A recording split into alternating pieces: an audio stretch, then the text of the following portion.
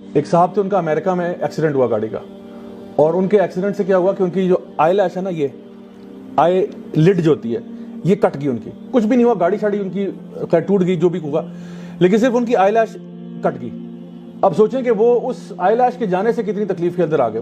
وہ کہتے ہیں کہ میں اب آپ کی جو آئی لیش ہے نا، یہ جو آئی لڈ ہے، یہ بیسیکلی کیا کرتی ہے، آپ کی آنکھ کو صفائی کا کام کرتی ہے.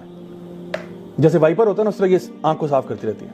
اب جب وہ آئی لڈ ہی نہیں ہے تو وہ آنکھ کو صفائی خود کرنی پڑتی ہے، کیونکہ اس کے اوپر ڈسٹ پڑ جاتی ہے، اریٹیشن ہوتی ہے. اب آنکھ پھڑک رہی ہے، ان کو جو ہے اریٹیشن ہو رہی ہے. اب وہ کیا کر رہے ہیں، پانی کا اسپرے کرتے ہیں ہلکا سا، انہوں نے وہ رکھا ہوا ہے، اور ایک سلک نیپکن کے ساتھ ایسے ڈیب کرتے ہیں ان کو.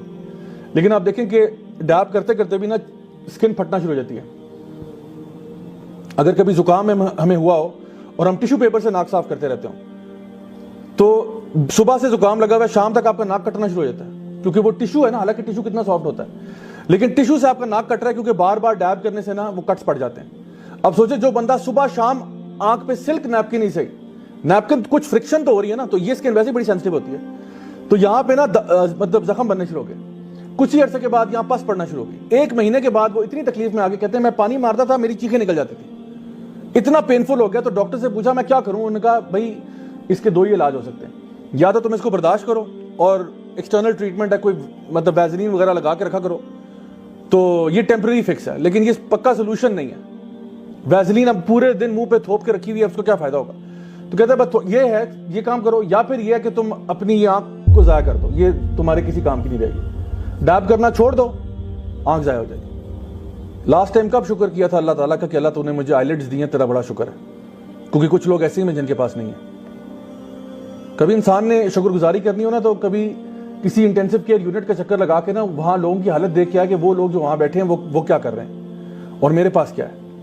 یا کبھی کسی سائیکیٹرک وارڈ کا چکر لگا کے دیکھے کہ وہ لوگ وہاں کیا کر رہے ہیں اور میرے پاس کیا ہے. یا کبھی قبرستان کے پاس سے گزر جائے اور سوچے کہ یہ جو لوگ قبر کے اندر آج جا چکے ہیں، جب انسان کو اپنی لائف بڑی عجیب لگ رہی ہو نا کہ میری لائف بڑی سیڈ ہے اور یہ میری لائف میں کچھ نہیں ہے، نہ شکر ہے انسان فیل کر رہا ہو، قبرستان کے پاس سے گزرے اور یہ سوچے کہ اس قبر کے اندر کتنے لوگ ایسے ہوں گے جو خواہش کرتے ہوں گے کہ میرے ساتھ وہ لائف سواپ کر لیں. How many people would give anything to trade places with you؟ ذرا خود سوچیں کہ کتنے زیادہ لوگ ہیں جو آپ کی زندگی میں آنا چاہیں گے اور کہیں گے تو قبر میں آ جا، ہم ادھر آ جاتے ہیں کیونکہ ہمیں چانس ایک اور مل جائے گا، اور آپ کے پاس وہ چانس ہے. اسی لیے نبی کریم صلی اللہ علیہ وسلم نے یہ بات ارشاد فرمائی کہ کبھی بھی موت کی تمنا مت کرو.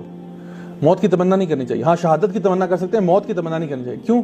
کیونکہ اگر اللہ تعالیٰ نے آپ کو لمبی عمر دے دی اور آپ ایک نیک انسان ہیں تو آپ کو مزید نیکیاں کرنے کا موقع مل جائے گا، اور اگر آپ بڑے گناہگار ہیں تو لمبی عمر سے آپ کو توبہ کرنے کا موقع مل جائے گا.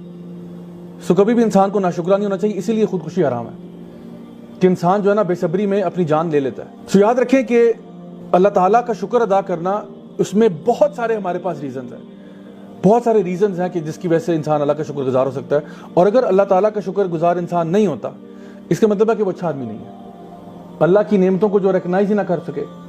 یعنی اللہ سبحانہ تعالیٰ قرآن مجید میں خود ارشاد فرماتے ہیں کہ یا ایھا الناس انتم الفقراء الی اللہ واللہ هو الغنی الحمید، کہ اے انسانوں تم سب اللہ تعالیٰ کے آگے مانگتے ہو، تم سب کیا ہو، فقیر ہو اللہ کے آگے، اور اللہ غنی الحمید ہے. اللہ جو ہے وہ بے نیاز ہے، اللہ تعالیٰ بہت مالدار ہے، اللہ کے پاس کسی چیز کی کمی نہیں ہے، لیکن تم سارے فقیر ہو. تو اس کے بارے میں علماء بیان کرتے ہیں کہ اگر تم اپنے آپ کو انسان سمجھتے ہو تو تم اللہ کے آگے فقیر ہو، اور جو اپنے آپ کو اللہ کا فقیر نہیں سمجھتا وہ دراصل انسان ہی نہیں، وہ اپنے آپ کو جانور کہتے ہیں. یا ایھا الناس انتم الفقراء الی اللہ، اللہ تعالیٰ انسانوں سے کہہ رہا ہے کہ اے انسانوں، مسلمانوں نہیں، اے انسانوں تم سب اللہ کے فقیر ہو. جب اللہ دینا چاہے گا تمہیں ملے گا، اگر اللہ روک دے تو دنیا کی کوئی طاقت تمہیں دے نہیں سکتی.